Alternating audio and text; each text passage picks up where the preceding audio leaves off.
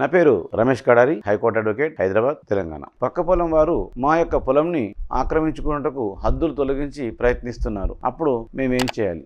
So పక్క పొలం వారు లేదా పక్క చేను వారు ఎవరైనా మన యొక్క హద్దులు తొలగించి మన యొక్క ఆస్తిని లేదా మన పొలాన్ని, మన యొక్క చేనుని ఆక్రమణకు గురి చేస్తున్నట్లయితే మీరు మీ సేవకు వెళ్ళి ఎఫ్లైన్ అప్లికేషన్ ద్వారా ఎంఆర్ఓ గారికి ఒక అప్లికేషన్ పంపెట్టండి.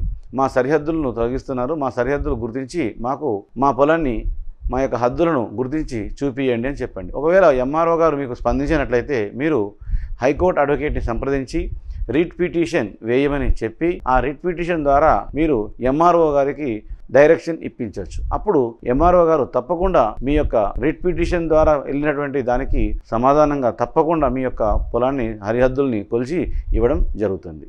రెండవ భార్య సంతానానికి ఆస్తిలో హక్కు ఉంటుందా?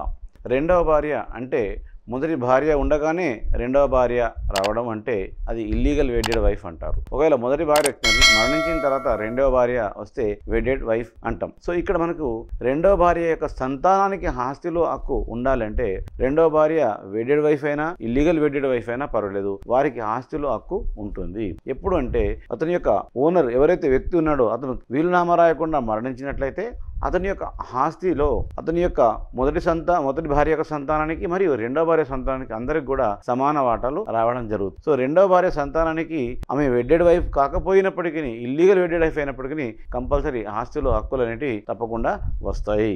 దానిలో ఎలాంటి డౌట్ లేదు. సో ఇప్పుడు రెండవ భార్యకు వస్తు ఉందా అంటే అతను ఇల్లీగల్ వెడ్డెడ్ వైఫ్ అయితే ఆమెకు రాదు, ఎలాంటి భరణం రాదు, కానీ వారి పిల్లలకు మాత్రం ఆస్తిలో పూర్తి హక్కులు లభిస్తాయి. Thank you.